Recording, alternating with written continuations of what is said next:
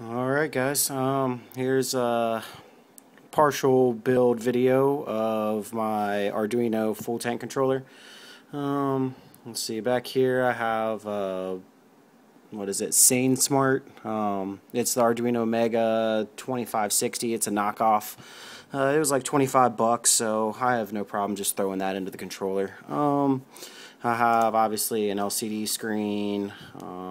This is a DS, was a 1307 breakout board. Some switches. This is actually the capacitive sensor touch board that I got from Adafruit. I'm just using little pieces of copper clad board for the sensors right now. Seems to work pretty well, but for testing purposes I'm just using little buttons. It's easier. Let's see, I have a little thermistor right now that I'm using for the temperature probe. I'm gonna swap this out for the one wire temp probe, the DS18B20 or something like that, whichever it is. I think that one's probably a little bit more accurate and better, but this one does, I mean, it measures the temperature pretty well, but I'm just gonna get the better one, I think. So you can see as I hold it between my fingers, temperature's going up on the screen. There will be an alarm on that to cut power to the heater if the water temperature gets too hot. So that's really why I have this. You can see there's the time and date, or the day on the front screen. This 1 and 2 is the micro and macro bottles. Each full block would be like 20%, so you could see like the micro bottle is 60% full and the macro bottle is around 50% full.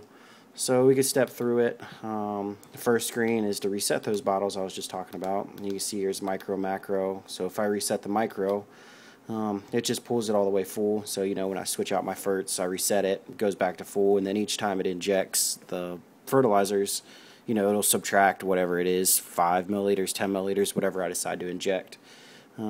Then it knows, or I can program in the full bottle amount so it can figure out what percentage I'm at. I'm forgetful, so it's just kind of nice to have.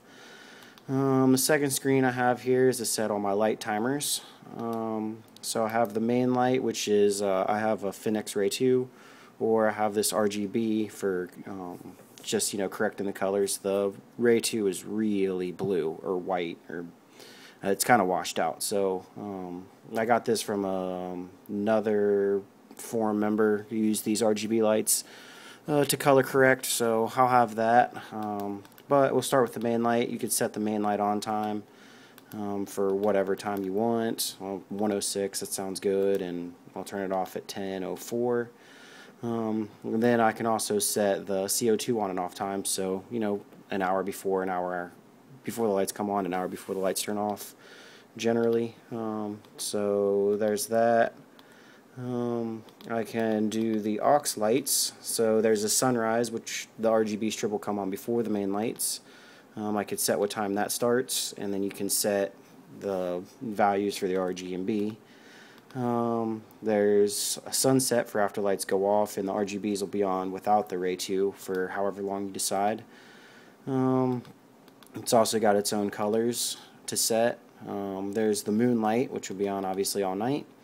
Those are the RGB values for that. And then the daylight when it's on during the day.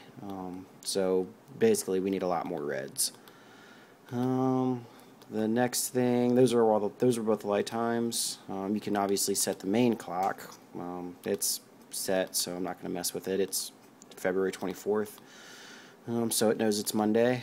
And the final thing that I have programmed in is the backlight, and this is how bright the backlight will be, you know, when I'm not playing with it. So you can see it just automatically dims down, and it dims down to whatever that is. You could set it to be all the way off if you don't want any backlight.